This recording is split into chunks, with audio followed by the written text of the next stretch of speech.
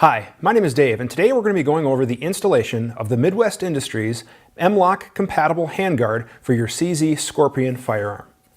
The handguard offers an excellent upgrade, offering a free-floating barrel, several M-LOK compatible mounting slots on virtually all sides of the firearm, and it offers QD sockets for attaching your sling.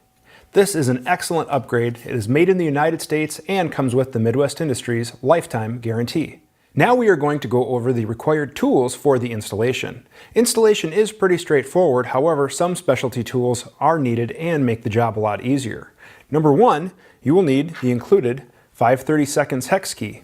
If you prefer to use a driver system, you could use that as well. You will also need an inch-pound torque driver capable of tightening to 55 inch-pounds.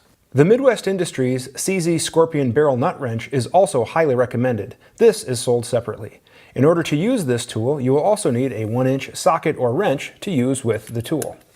A sturdy vise with some soft jaws. Last, you may find the barrel nut difficult to remove.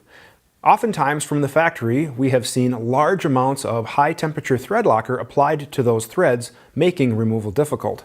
In order to aid in the removal, we recommend the use of either an uncure type chemical or a small pencil torch as shown here to heat and loosen the bond of the thread locker.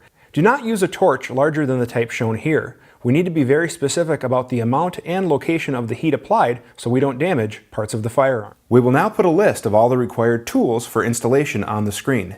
Feel free to pause the video if you would like to take notes. The first step when working with any firearm is to make sure your work surface is clear of any magazines and ammunition, and to verify that the firearm is unloaded. Remove a magazine if it is present. Pull the charging handle back to the rear and lock so we can inspect the magazine well, loading area, and chamber to make sure the firearm is unloaded. Once you have verified that the firearm is unloaded, you can go ahead and return the bolt into battery. I find in order to remove the muzzle device and barrel nut that it's easiest to secure the firearm in the vise with the soft jaws. We don't need to over-tighten, just simply secure the firearm in the vise. We can now remove the muzzle device. You should be able to remove the muzzle device by hand. Now we are ready to remove the barrel nut. Again, this can be difficult. We can either apply the uncuring compound to the threads and then let that compound work in to try to loosen the bond, or we can apply a small amount of localized heat.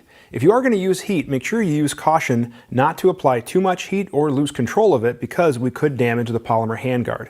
In this case, we are going to use the small torch, and we are very carefully going to just heat the barrel nut to try to loosen the bond of the existing thread locker from the factory.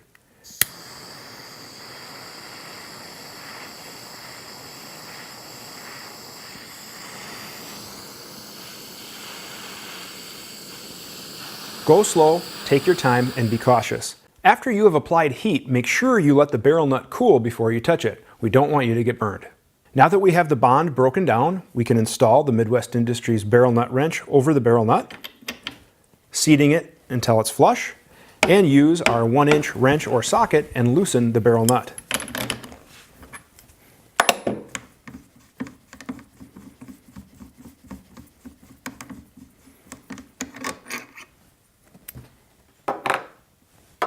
Now that we have the barrel nut removed, we can remove the gun from the vise,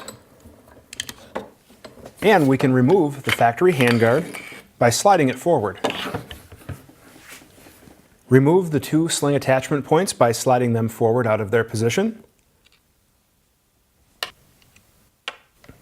Now we can use the included 5/32 hex key and loosen the mounting block bolt. Do not remove the 6 screws that mount the handguard to the mounting block. These screws are permanently attached. Removing or attempting to remove these screws will void the warranty. Remove the charging handle from the factory handguard. We can now install it on the new Midwest Industries handguard on either side, depending on your choice. I'm a right-handed shooter, so I'm going to install it on the left side. Now we can install the new handguard by sliding it back to the rear until it is fully seated. Make sure the handguard is fully seated so there is no gap, as shown. Tighten the mounting block bolt with the included hex key. Then with your inch-pound torque driver, tighten to 55 inch-pounds. Do not over-tighten. Now you are ready to install your preferred muzzle device or thread protector depending on your preference. The only remaining step is to transfer any accessories that were on your existing handguard. We can now verify the charging handle functions as it should.